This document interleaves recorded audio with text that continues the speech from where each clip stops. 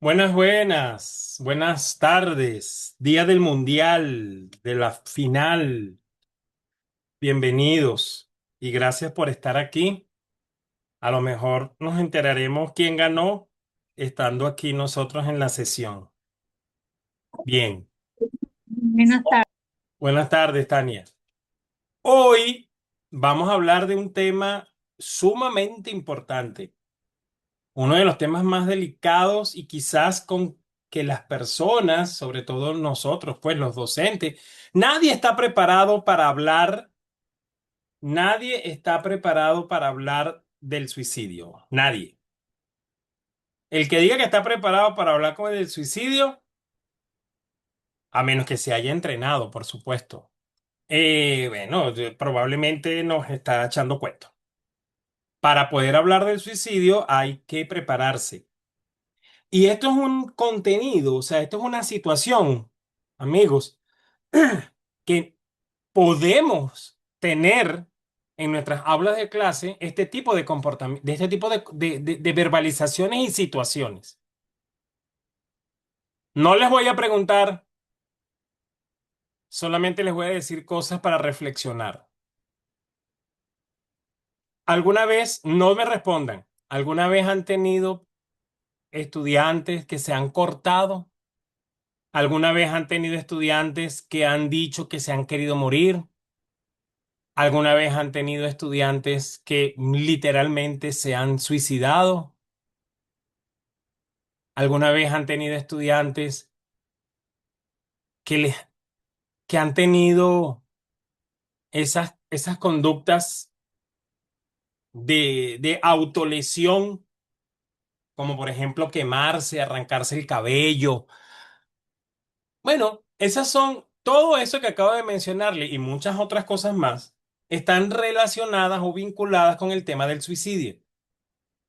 El suicidio en adolescentes y en niños cada vez es más común.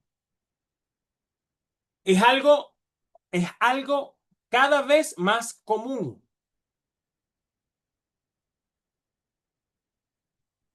Y entonces nosotros también tenemos que prepararnos para atender, porque básicamente una crisis emocional intensa que ha escalado a niveles de mucha desregulación y que esa crisis se sostiene en el tiempo, puede elicitar, puede provocar que la persona tenga como alternativa apagar esa crisis con el suicidio. De hecho, la definición psicológica del suicidio, conductual del suicidio, es esa. Es una alternativa para gestionar sus crisis emocionales. Imagínense qué fuerte, ¿no? Qué terrible. O sea, ese adolescente o ese niño no sabía más nada que hacer.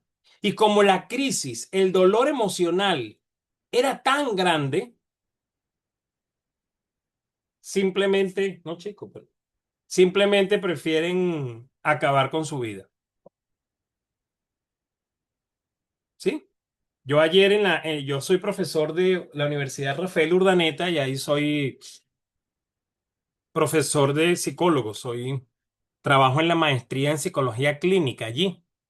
Y entonces comentábamos, imagínense una persona que después del terremoto haya perdido su casa, haya perdido sus hijos, haya perdido sus padres y se haya quedado esa persona prácticamente sola. O sea, visualicen ese escenario es muy, muy duro, muy rígido, muy doloroso. Es normal que si esa persona no tiene habilidades para poder afrontar eso con entereza, con fortaleza, con fe, con resignación, y es difícil hablarlo así, esa persona pueda pensar en el suicidio como una alternativa. Pero recuerden lo que les acabo de decir, es una opción, es una alternativa, no es la única. Por eso es que ahí está la magia de la palabra, la magia de escuchar, la magia de dar alternativas. Por eso es que nosotros nos convertimos en personas muy valiosas frente a otra persona que esté viviendo crisis emocionales intensas, sin invalidar. Un adolescente, un niño le dice, maestra, es que me quiero matar porque, mira, me quedé sin nadie, estoy solo en la calle, no tengo dónde llegar, mi mamá se murió. Un ejemplo. Nosotros no le vamos a decir, ay, pero no pienses en eso. Espérate, espérate. Él te está expresando su dolor. Escucha su dolor. Acompaña su dolor. Hijo, te entiendo, debe ser muy difícil. Estar en tu posición debe ser extremadamente difícil. Lo único que te puedo decir es que estoy aquí para ti. Si quieres llorar, llora, yo estoy contigo. Y ya, ¿me entiendes? No, ya yo estoy decidido, ya yo he pensado en matarme. Espérate. ¿Qué vas a ganar con eso?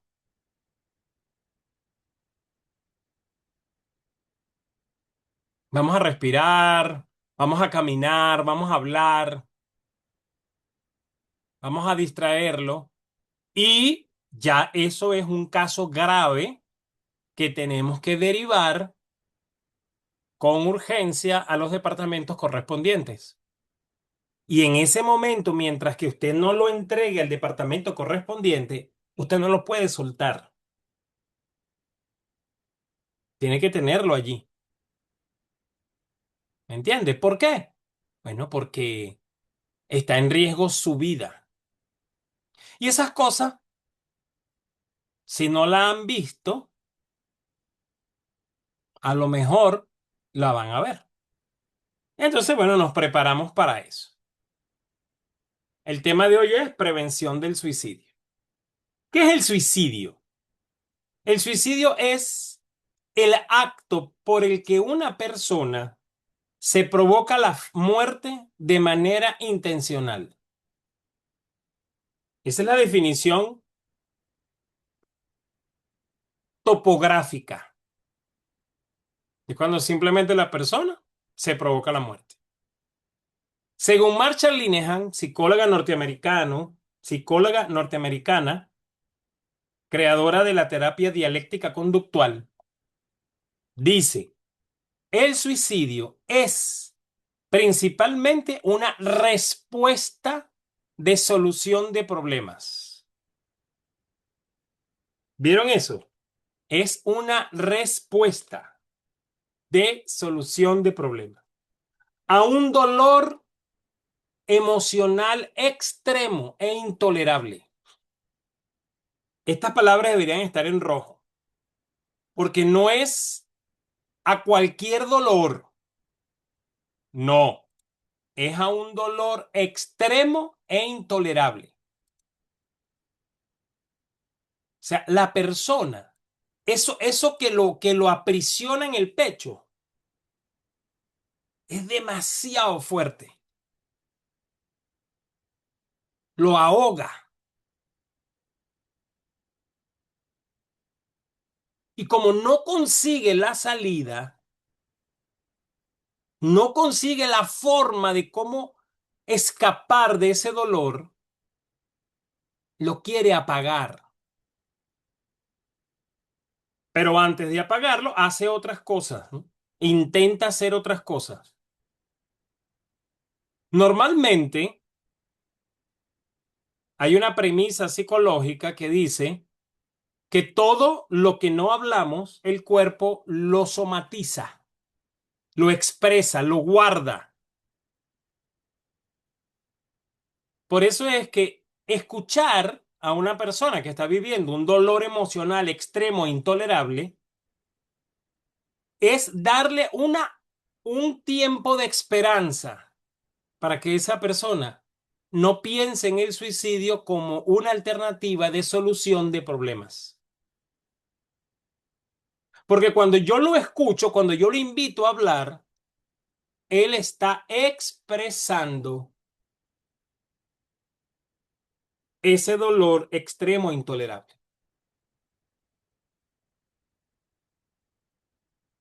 ¿Ve? Según Durkheim, este fue un sociólogo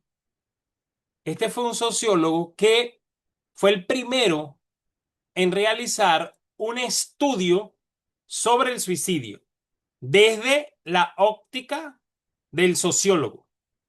Él decía, es un resultado de la relación entre el individuo y la sociedad, específicamente del grado de integración social y regulación moral.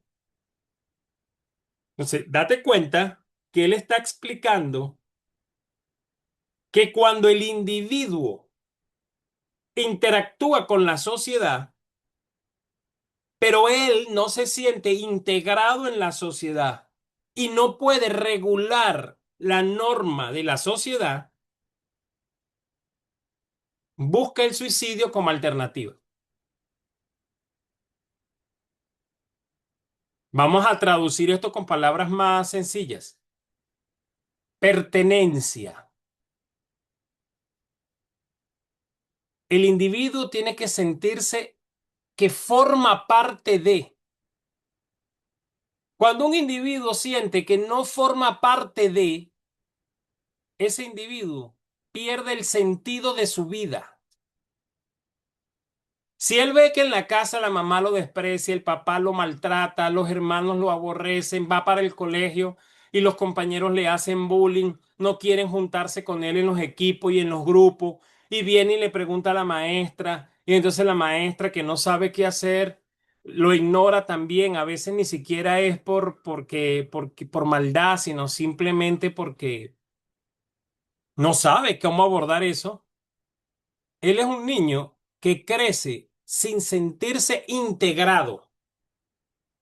Y los seres humanos, por naturaleza, somos seres gregarios. Necesitamos estar montados sobre otros, reunirnos, sentirnos partícipes, integrados. A veces las normas son tan estrictas que el individuo tampoco le cuesta integrarse. Por eso es que siempre tenemos que revisar las normas que ponemos en el salón de clase, las normas que ponemos en la casa, porque las normas se hacen para llevar una sana convivencia. Por eso es que el gobierno, en vez de llamar las normas, las llama acuerdos. ¿Pero por qué es acuerdo? Porque yo voy a poner una norma y yo le pregunto al estudiante, ¿qué te parece esa norma? ¿Tú crees que la puedes cumplir? Y hay que darle la oportunidad de que él se exprese. Porque si la norma la pongo yo taxativamente sin haberla socializado, hay jóvenes que seguramente se van a acoplar a esa norma sin ningún problema, pero hay jóvenes que no. Entonces, esa norma, en vez de ser pedagógica, es discriminatoria.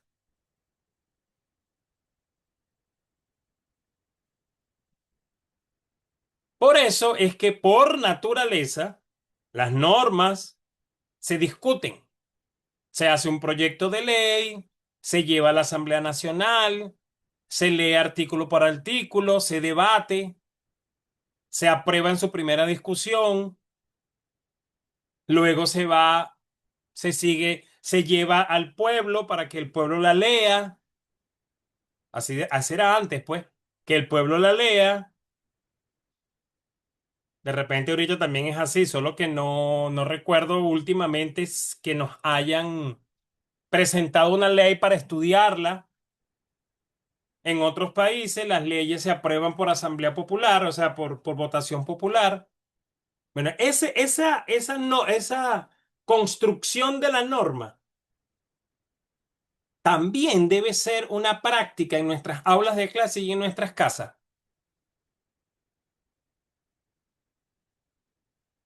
porque eso es una práctica que va a ayudar a que el individuo se sienta integrado a la sociedad.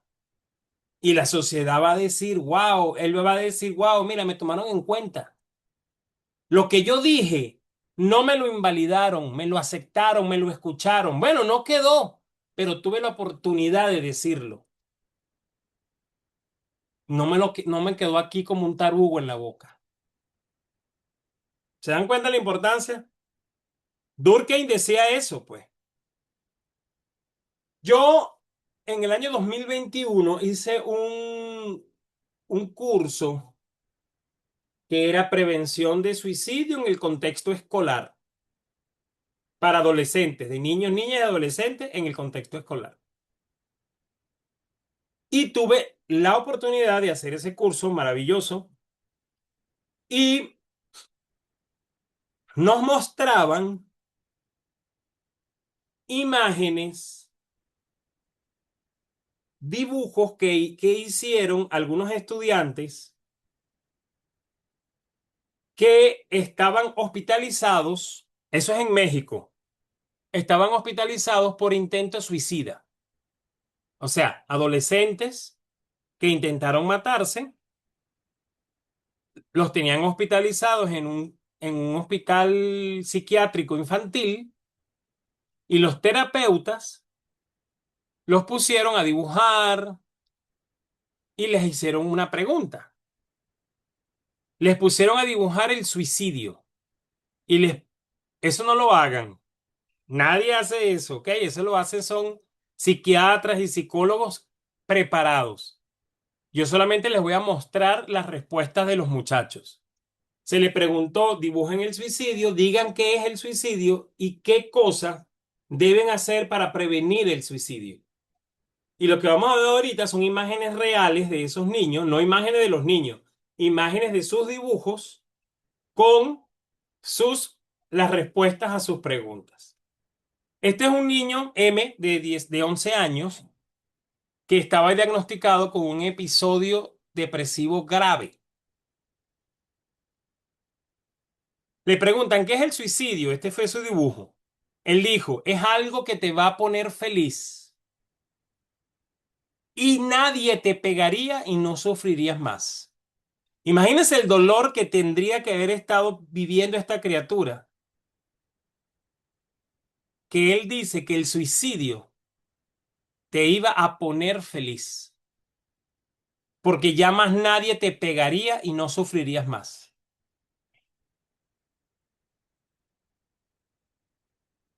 ¿Qué le recomendarías tú a la gente para que no se suicide? Él dijo que no se mate y que fuera a terapias y hacer más caso. 11 añitos. Esta es una niña de 12 años que tiene un diagnóstico, episodio depresivo moderado y distimia. Ella responde, ¿qué es el suicidio? Es una manera de evitar tus problemas. ¿Y cómo se previene? Hablando con alguien que te comprenda y entienda la situación.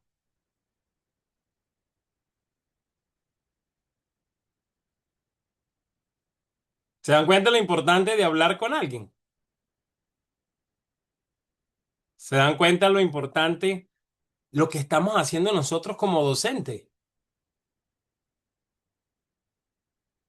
Escuchar a un adolescente, a un niño, puede marcar la diferencia.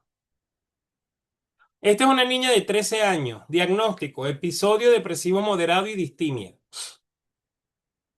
Para mí es una forma de salir de los problemas, muy triste, ya que hay maneras más favorables, una manera más favorable es pedir ayuda, porque se necesita mucho valor y fuerza para hacerlo. No por hacerlo eres un cobarde, pero es malo saber que lo tratan de esa forma, este acto. Y ella dibuja una soga, un banquito, lan- lanzarse de un edificio, cortarse, tomarse pastillas. Cuando un niño en consulta hace estas gráficas con tanto detenimiento, es que en su mente ha estado construyendo el evento sin hacerlo. Eso se llama ideación suicida. Él está preparando su mente a ver cuáles son las opciones que tiene.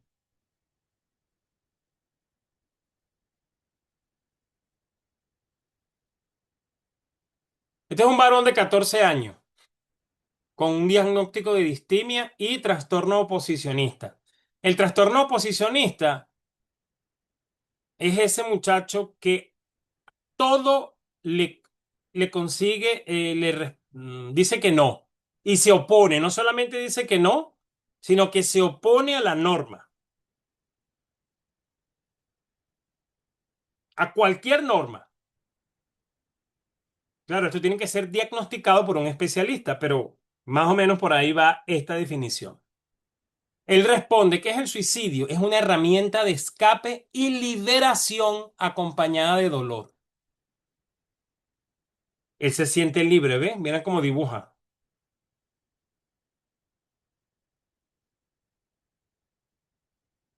¿Cómo se previene? Mostrando el verdadero valor de la vida, apoyo y respeto. Este es un muchachito más grande, 17 años, con discapacidad intelectual y trastornos déficit de atención e hiperactividad. Dice, para mí el suicidio es cuando una persona se avienta a las vías del metro. ¿Y cómo se previene? B, dialogando, ayudando, ayuda, contención. Se dan cuenta que muchos coincidieron que hablando de eso, de ese dolor emocional, se puede prevenir el suicidio. Se están dando cuenta, queridos colegas, que el valor, la fuerza, el poder más importante que todos ustedes y nosotros tenemos es la escucha, es escuchar, sin juzgar, observar, escuchar sin juzgar y conectar las tres fases de los primeros auxilios psicológicos.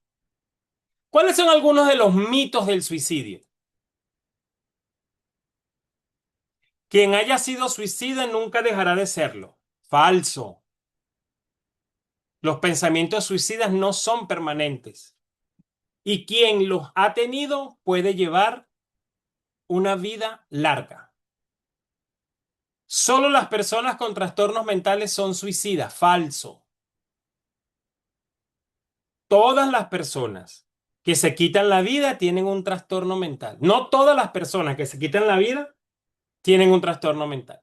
El comportamiento indica infelicidad profunda y crisis. El comportamiento suicida está asociado a la infelicidad profunda y crisis. Y ya dimos más o menos algunas ideas de por qué la persona puede sentirse muy infeliz. Y ya hemos visto que hay muchísimos eventos que pueden ocasionar la crisis. Otro mito. Hablar del suicidio.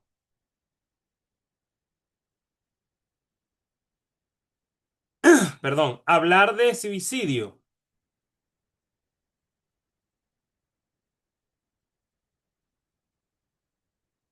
es mala idea y puede interpretarse como estímulo. El estigma impide hablar. Hablar abiertamente da opciones y tiempo para reflexionar sobre tu decisión.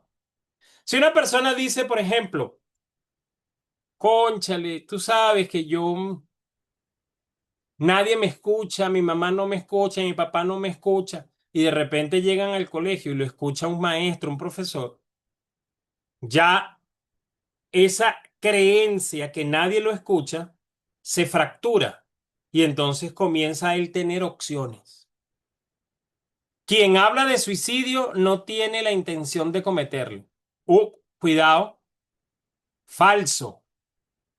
Es un pedido de ayuda. Quienes lo contemplan pueden considerar que carecen de otra opción.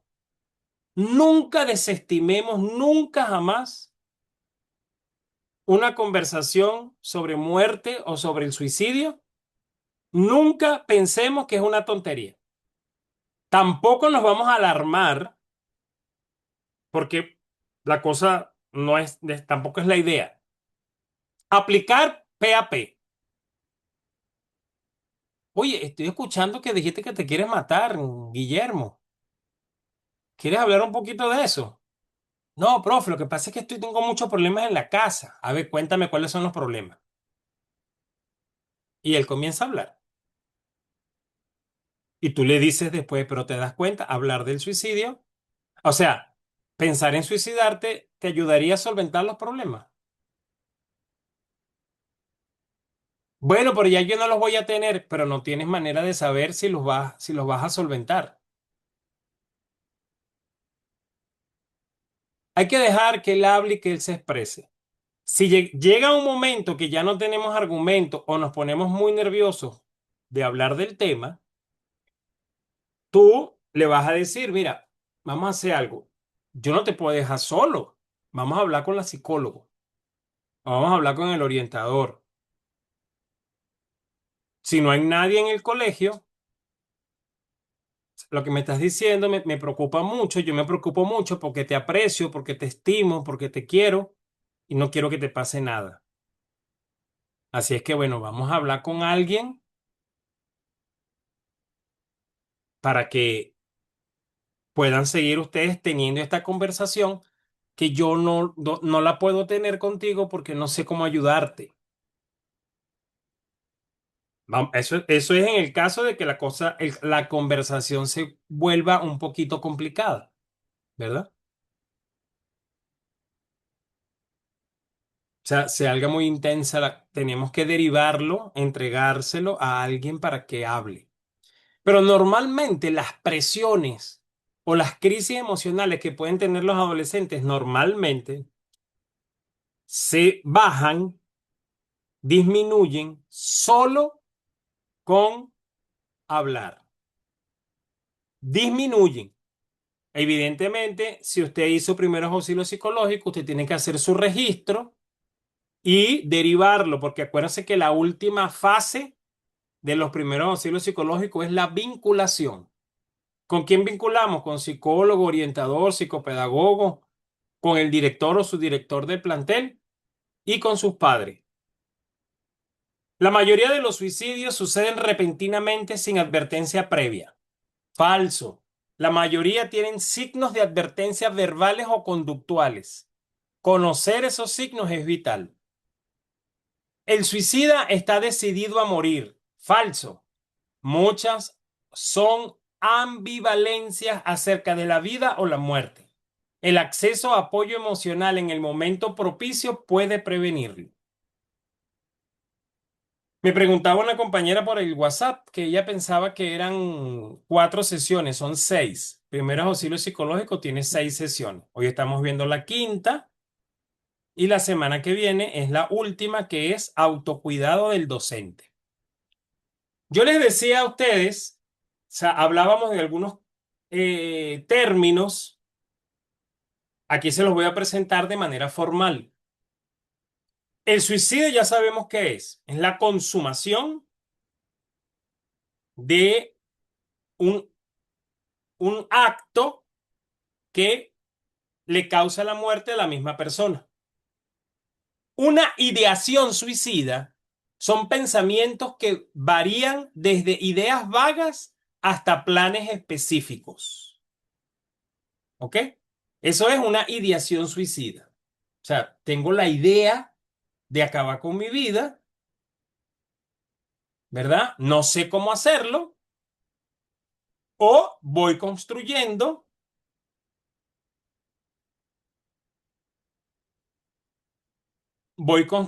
esa idea. Puede ser que vaya construyéndose esa idea. A veces, cuando los muchachos dicen, me quiero morir, eso se llama suicidio pasivo, porque a veces estoy tan estresado que digo, me quiero morir para que se acabe todo esto. Bueno, ese lenguaje que probablemente no está cargado de intencionalidad, tiene un discurso, ¿sí? Hay un discurso allí que también hay que atender. Nosotros no podemos pensar que ese discurso lo vamos a ignorar. También tenemos que escuchar y hacer contención a ese discurso. Chico, no digas eso. Morirse es una, morirse es irreversible. Vamos a ver, vente para acá, vamos a ver qué opciones podemos tener ante esta situación que estás viviendo. No, que fulanito me dejó de hablar y concha, él es mi único amigo y ya no me habla. Ok, pero él tiene derecho a cambiar de opinión, vamos a darle un chance, vamos a darle tiempo. Yo te entiendo, es muy frustrante que un amigo te deje de hablar. Siempre manejando de las opciones sin invalidarlo. ¿Ok?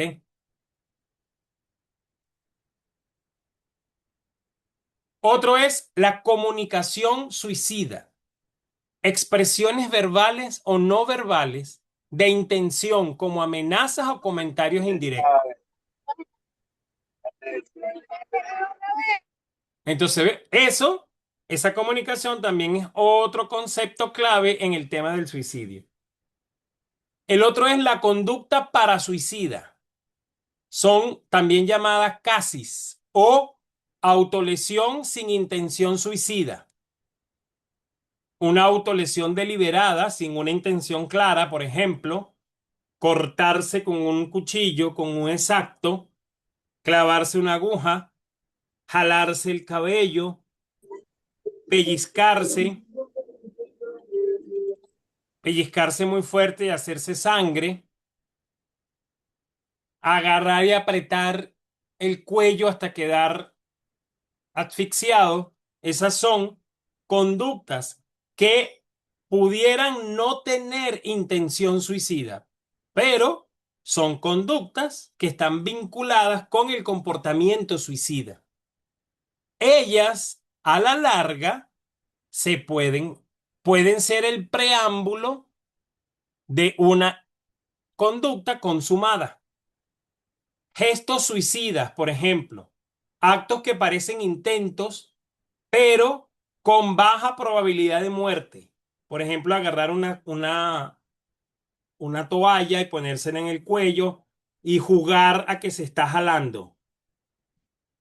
O de repente agarrar un cuchillo y jugar de que se está cortando. Esas son gestos suicidas que tenemos que atender. No debemos ignorarlos. Y los otros son los intentos suicidas. Son actos autolesivos con intención de morir, pero sin un resultado fatal. O sea, lo intenté, pero no sucedió. La tapita, bebe y te vuelve a tapar. Y está el suicidio consumado, que es el acto de autoinfligido, el autoinfligido, porque es auto, que resulta en la muerte. Vamos a ver algunas estadísticas.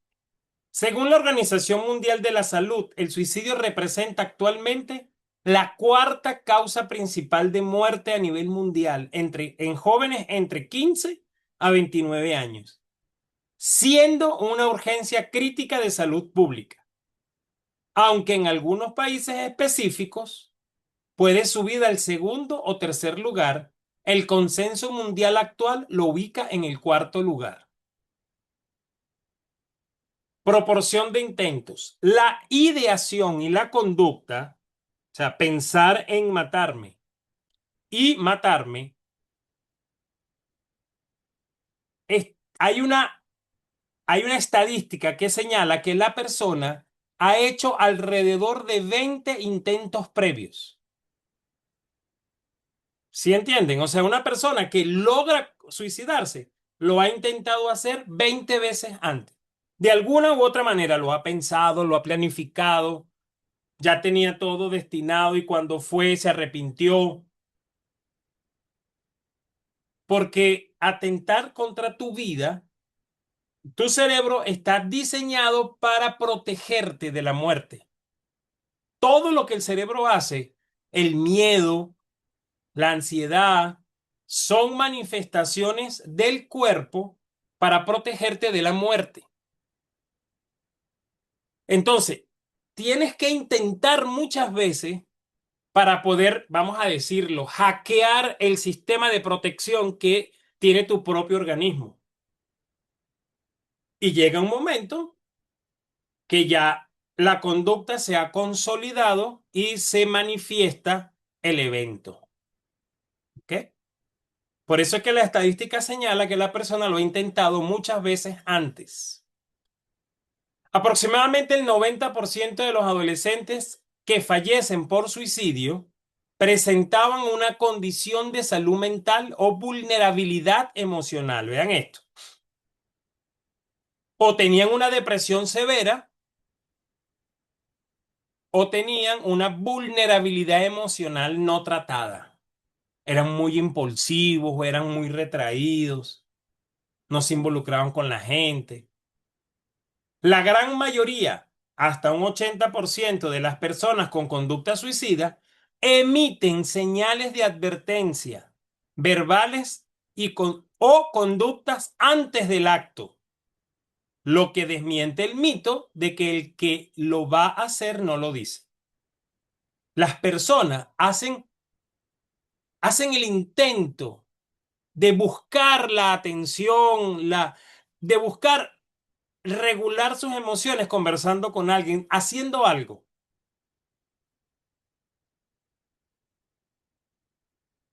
antes de cometer el acto. Por eso es que nuestros oídos hay que afinarlos ahora. La conducta suicida no tiene una sola causa.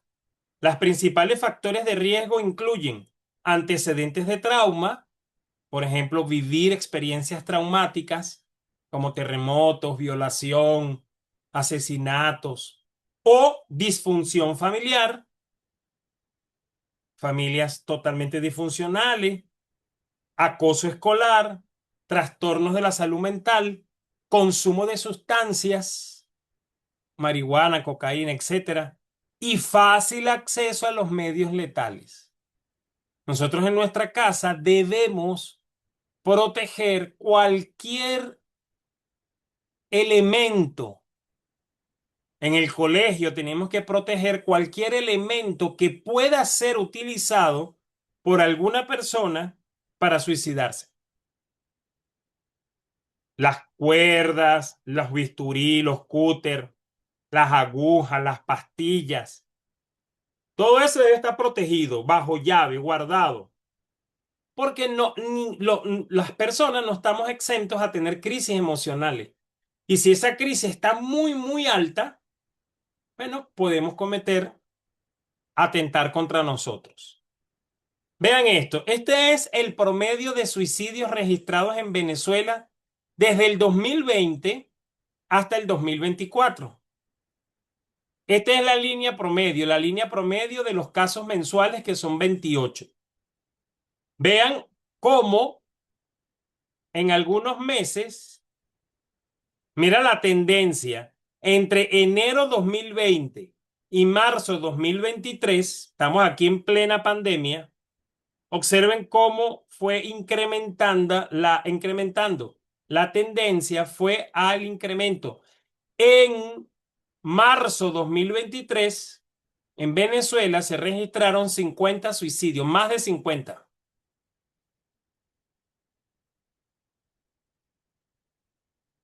Vean cómo se fue incrementando. Vean los picos aquí en marzo de 2022, enero de 2021. Miren, marzo de 2020, cuando se decretó la pandemia.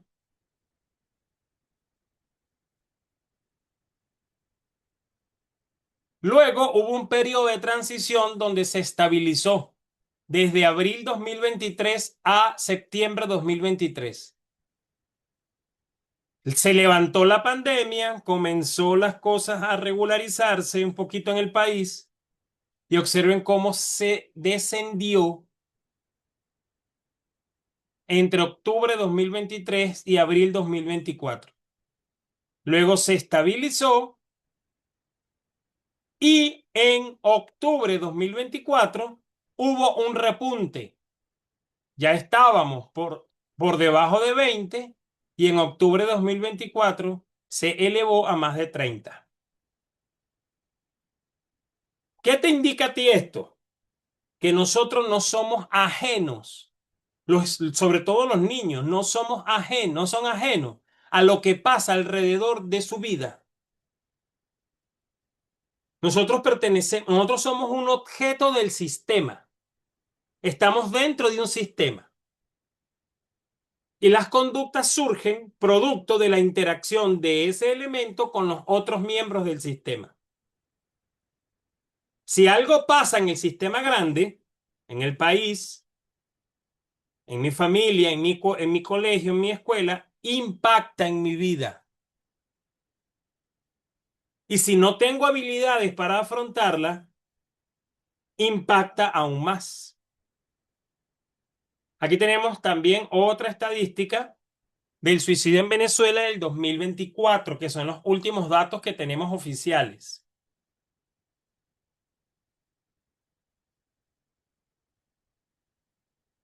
Vean, por ejemplo, aquí. Para el 2024, el estado con mayor tasa de suicidios era Táchira, segundo lugar, Distrito Capital y Mérida, tercer lugar, La Guaira y Trujillo. Históricamente, por más de 23 años, Mérida fue siempre la que estaba de primer lugar y en el 2023 pasó a un tercer lugar.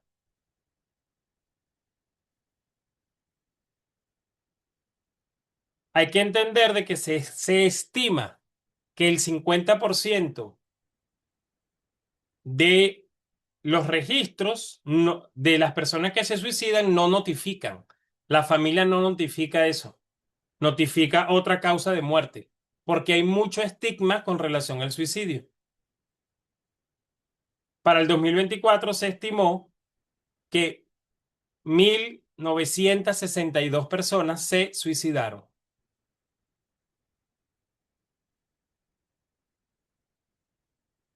El suicidio adolescente es una tragedia prevenible que requiere atención inmediata. Entender que los comportamientos suicidas no son llamados de atención, sino indicadores de sufrimiento profundo. Reconocer que las amenazas o gestos suicidas, como por ejemplo ponerse una corbata y jugar con eso, o jugar con un cúter que me estoy cortando, deben tomarse siempre en serio, sin alarma. Si nosotros nos alarmamos, más bien podemos generar un conflicto mayor. Ven para acá, ¿qué juegos son esos? Siéntate un momentico, vamos a hablar. ¿Qué te pasa? Cuéntame. Cónchale, me preocupa mucho que hagas ese tipo de cosas. Cuéntame. Comprender que la intervención temprana puede salvar vidas y es importante romper el estigma y tabú que rodea el tema, facilitando que los niños y los jóvenes en riesgo busquen ayuda. Hablar del suicidio en el salón de clase debe ser un tema de conversación. Pero si usted no se siente preparado o siente que se puede complicar, busquemos apoyo, busquemos ayuda. Pero es importante hablar del tema. abiertamente decir, muchachos, el suicidio es, o sea, es irreversible. Antes de tomar en consideración una acción como esta, es preferible intentar muchas opciones antes. Hablar con la gente, hablar con papá, hablar conmigo.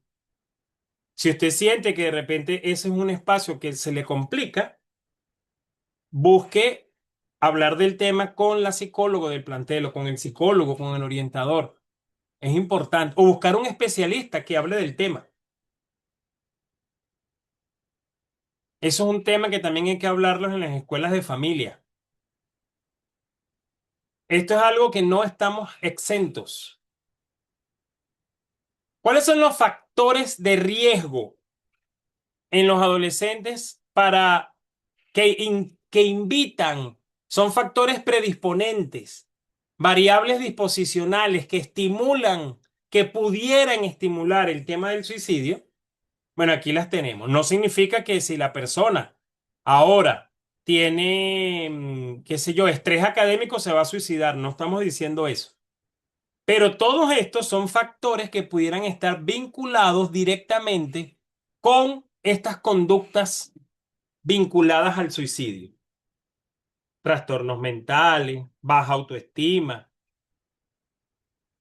historias de familiares que se hayan suicidado, maltrato físico, la comunicación deficiente entre la familia, la exposición a suicidios de panas o figuras mediáticas de personas, el acoso escolar, la ruptura de relaciones, eventos traumáticos, experiencias de rechazo por orientación sexual o identidad de género. Todos estos pueden ser factores que pueden ser el germen de un comportamiento de este tipo. ¿Cuáles son los factores de protección? Comportamientos que deberíamos estimular para proteger a prevenir a que nuestros adolescentes incurran en este tipo de conducta. Enseñarles habilidades para resolver problemas. La matemática es un modelo de resolución de problemas. Después hablamos de eso. Estrategias de afrontamiento adaptativas, estimular la autoestima. La autoestima se cultiva de afuera para adentro. Oye, qué lindo te ves hoy con esa camisa, qué chévere, te cortaste el pelo. Qué lindo te ves con ese corte, con ese pelo cortado, así cortico. Que explorar constantemente el sentido de la vida. ¿Qué vas a hacer tú cuando seas grande? ¿Qué vas a estudiar? Cuéntame. ¿A qué te quieres dedicar? Soñar con eso. Eso le da propósito a la persona. Enseñarles a buscar ayuda. Cuando usted tenga algún problema, dígamelo, yo lo escucho. No deje de decirme las cosas y nosotros escuchar de verdad. Percepción positiva del futuro, un futuro soleado donde la luz está al final del camino. No importa estas frases como por ejemplo, después de la tormenta viene la calma, todo pasará, va a llegar un momento que todo se equilibrará. ¿Qué podemos hacer mientras tanto? Siempre estimular la esperanza al cambio. Entre los factores familiares, el apoyo familiar consistente. Si papá y mamá son los agresores del muchacho, tenemos que buscar alianzas con otros. Oye, mamá, que necesito hablar con tu abuela. Necesito hablar con tu mamá, con la abuela del muchacho, porque él me habla mucho de la abuela y necesito que la abuela me ayude. Y comenzamos a generar vínculos con la abuela.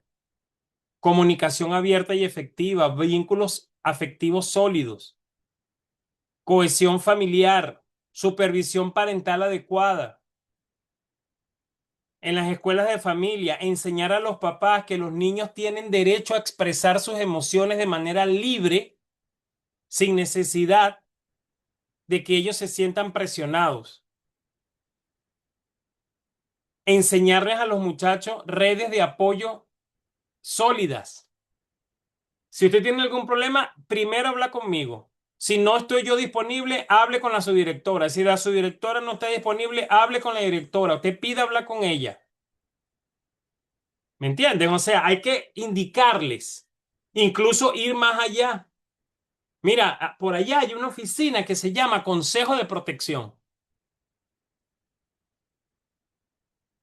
Ante un problema enorme, ustedes tienen derecho a ir para allá y plantear sus incomodidades. Hay que enseñarles eso. ¿Me entiendes? Maestra, que yo no quiero hablar contigo porque tú eres muy regañona. Está bien, y está bien. Yo te respeto que no quieras hablar conmigo. Pero ¿con quién quieres hablar? ¿Quieres hablar con la maestra al lado? Bueno, vamos a que hables con la maestra. A mí no lo más importante para mí es que tú estés bien, que te sientas tranquilo. Así que yo no me voy a poner celosa porque tú quieras hablar con la maestra al lado. Uno tiene que tener esa capacidad de desprenderse sin sentirse que, ay, no, que sentirse mal, pues. Conexión con los adultos de confianza fuera de la familia, participación de las actividades extracurriculares significativas, eso es importante, los clubes, las actividades extracurriculares, actividades de servicio comunitario, acceso a los servicios de salud mental, entorno escolar seguro y positivo. Aquí no voy a tolerar el acoso escolar. No voy a tolerar la discriminación, la burla hacia los compañeros. Uno tiene que marcar esa posición en el aula y estimular desde los espacios que nosotros tenemos a crear normas y leyes que nos ayuden a la prevención de estos eventos. ¿Cuáles pueden ser algunas de las señales de alerta? Las mismas señales que nosotros hemos visto en la sesión número 2 de este curso. Sin embargo, se las voy a recordar rápidamente. Cualquiera de estos comportamientos pudiera estar vinculado, o sea, hay que atender aislamiento social, irritabilidad inusual, deterioro académico, conductas de riesgo como manejo imprudente, actividades peligrosas, autolesiones, verbalizaciones directas e indirectas. Por ejemplo, si un niño viene y te dice, pronto dejaré de ser un problema para usted, maestra. Eso es una frase que hay que atender. No estaré aquí por mucho tiempo más. Preocupaciones por la muerte o temas relacionados. Expresiones como que se siente atrapado o siente que es una carga para los demás. Manifestaciones de dolor intenso o insoportable. O escribir en redes sociales o en papeles, despedidas, frases sobre desesperanza, muerte, etcétera. Nada de esto, de forma aislada, es una ecuación para decir, ah, te quieres suicidar. No. Cualquiera de estas señales hay que atenderlas desde el punto de vista de los primeros auxilios psicológicos. Nosotros no sabemos cuál es la carga que lleva el estudiante. Y esto es una señal de alerta. No estamos diciendo que es una ecuación directa. Ah, no, nada, se va a matar. No, pero es una señal que debemos atender.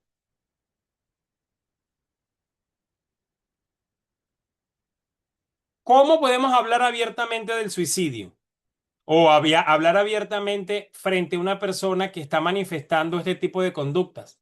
Mantener la calma, no tengas miedo de preguntar directamente, ¿has pensado en hacerte daño? ¿Has pensado en cortarte? ¿Has pensado en matarte? Él te va a hablar y tú lo vas a escuchar sin juzgar, sin decir, no, no hagas eso, cuidado.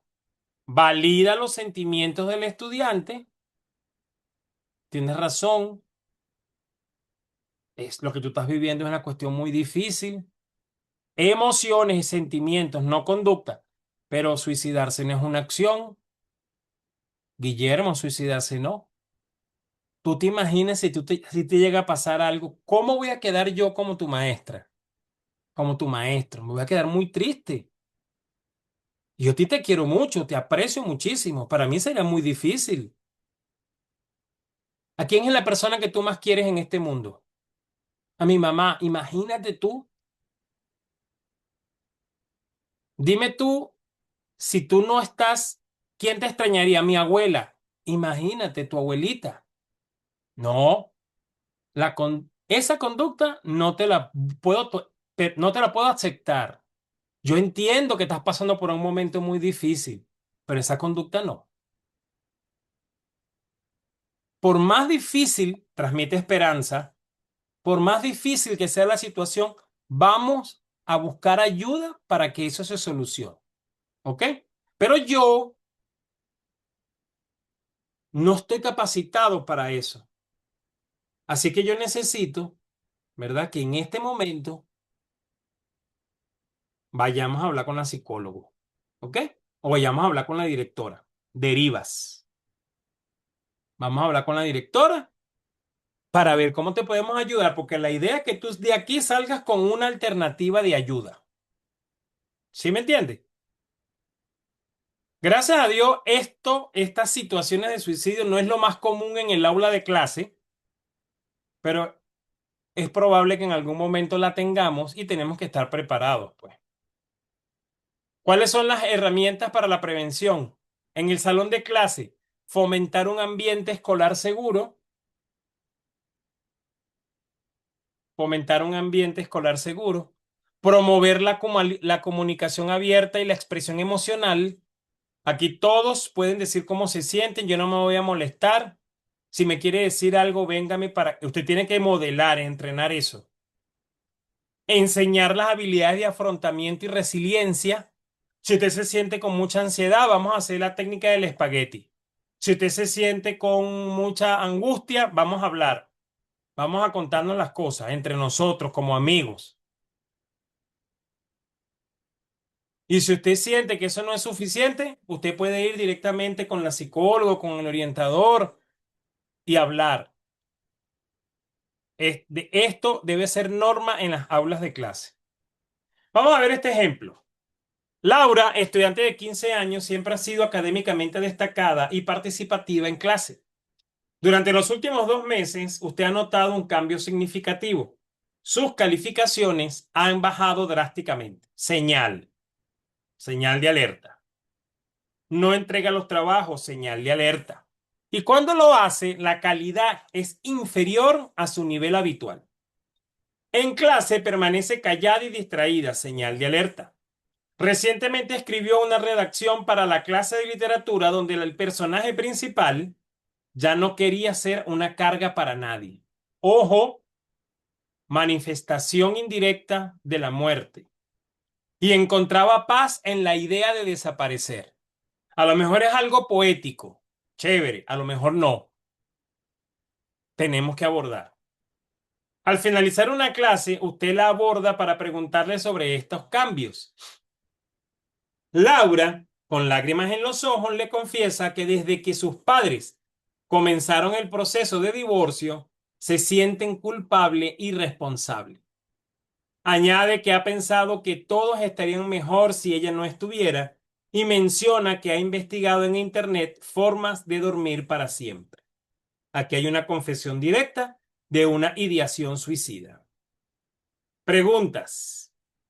¿Cuáles son las señales de alerta presentes en Laura? Ya las vimos. ¿Cómo manejaría usted esa conversación inicial? ¿Cómo la manejaríamos? Validando y vamos a ver la respuesta. ¿Qué pasos inmediatos tomaría después de esta conversación? ¿Cómo involucraría a otros actores de la comunidad educativa? ¿Qué seguimiento realizaría en las semanas posteriores?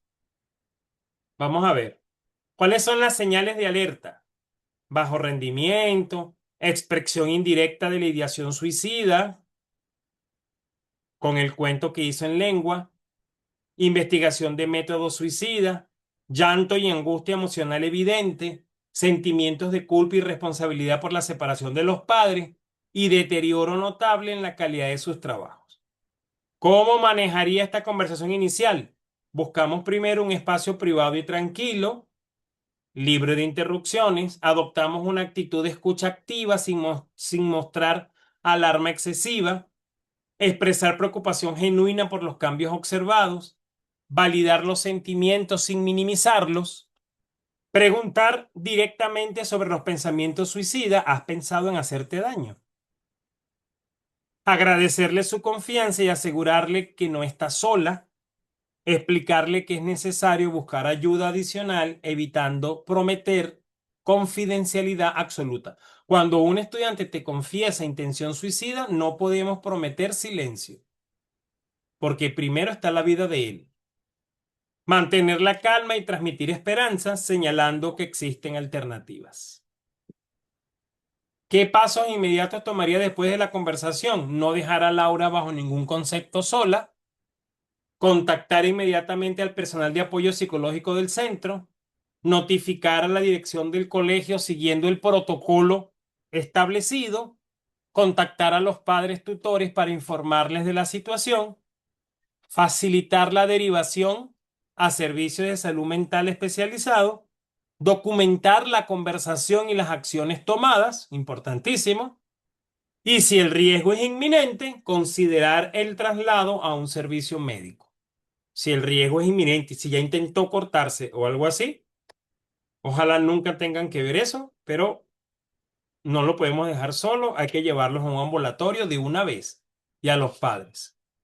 Aquí el antídoto es la validación. Validamos. Te entiendo lo que estás viviendo. Tu dolor es muy grande. Después que nosotros hacemos todo este protocolo y se lo entregamos al psicólogo, luego después tenemos que hacer seguimiento. ¿Cómo te sientes, Guillermo? Cuéntame. Profe, ¿le puedo dar un abrazo? Ven, dame un abrazo. ¿Verdad? Profe, las cosas están mejorando. Bueno, ya tú sabes que aquí estoy para ti. Te puedo escuchar cuando tú quieras, no me molestas. Tú nunca me molestas. ¿Ok? Dígale a su abuelita que pase por aquí, que quiero hablar con ella. Interesarnos de verdad en la vida de cada uno de esos muchachos que están allí.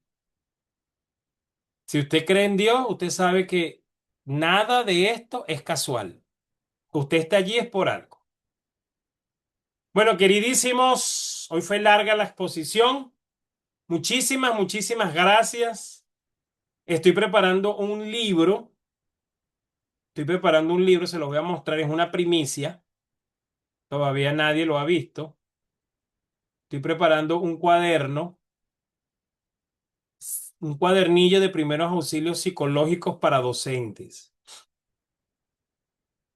con cada uno de los pasos. Estoy revisando, estoy acomodando. Esta va a ser la portada. Aquí está la introducción. Voy explicando cada una de las secciones y aquí hojas de registro, ¿verdad? Y esto que está acá es un formulario de referencia.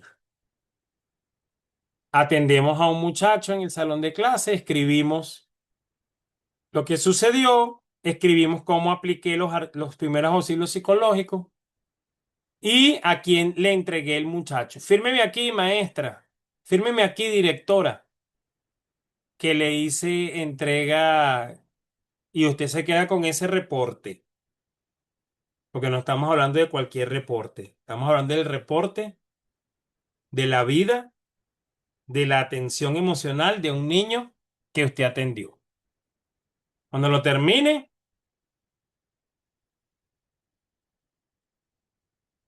termine, lo esté bien acomodadito, les explico qué vamos a hacer con él. Bueno, queridos amigos, muchísimas gracias por estar aquí. Vamos a leer algunos mensajitos.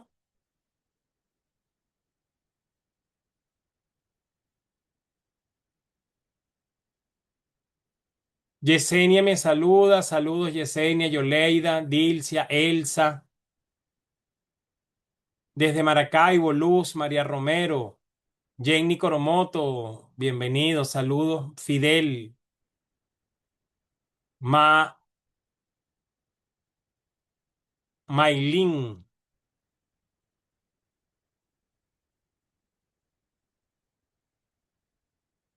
Víctor López Presentes, de Turmero. Dancy López de Maracay. Gracias, Jenny Coromoto. Yo trabajo en la población de discapacidad visual y tuve un adolescente que una condición visual era degenerativa y me dijo un día, profe, yo apenas vea que pierda la visión me voy a suicidar. Eso me alertó mucho y fuimos hacia un trabajo, haciendo un trabajo multidisciplinario sin que él se diera cuenta, estaba siendo abordado por la confesión que me dijo. Hoy día se mudó de municipio y lo primero que me dijo, profe, yo no voy a recibir clases de braille y orientación multimodalidad con otros profesores.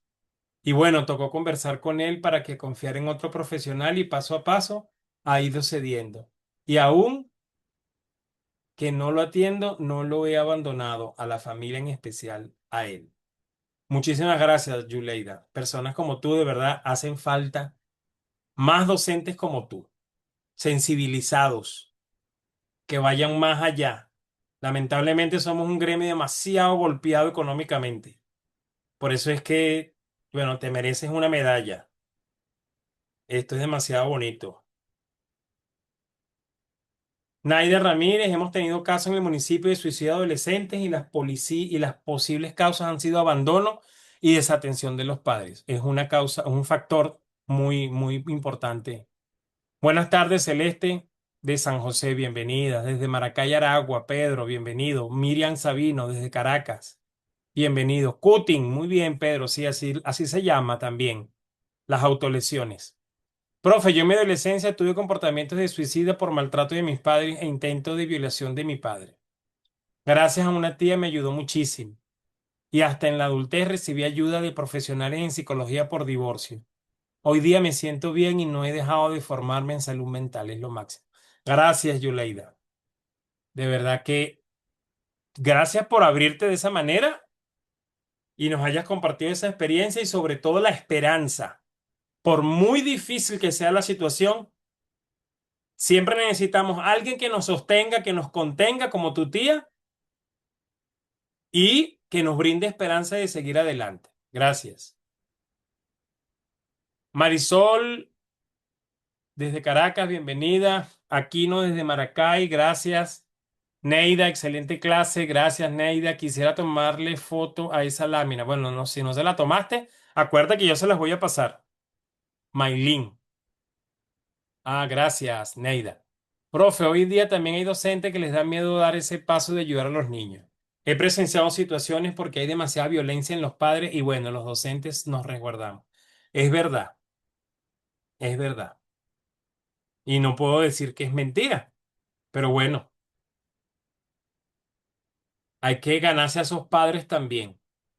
Los padres se ganan. Excelente ponencia la de hoy, gracias. Excelente clase la de hoy, gracias. Gracias por tan valiosa información. Buenas tardes, la sesión de hoy ha sido muy enriquecedora y estremecedora. Estremecedora es una buena palabra. Miles de millonésimos agradecimientos para usted por todo esto tan bueno que nos ha enseñado. Gracias, Pedro. Gracias por estar aquí. Acuérdese que una de las cosas más importantes para nosotros es saber que detrás de ustedes hay casi 5.000 muchachos, creo que son 5.000, que se van a beneficiar de todos estos principios. Bueno, queridos amigos, colegas, nos vemos el próximo domingo y finalizamos con el autocuidado del docente.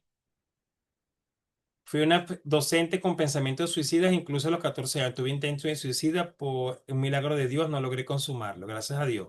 Y en mis más de 20 años de ejercicio docente y trabajo con adolescentes, he tenido innumerables casos de dos jóvenes con esta realidad. Y ha sido maravilloso poder ser luz y esperanza.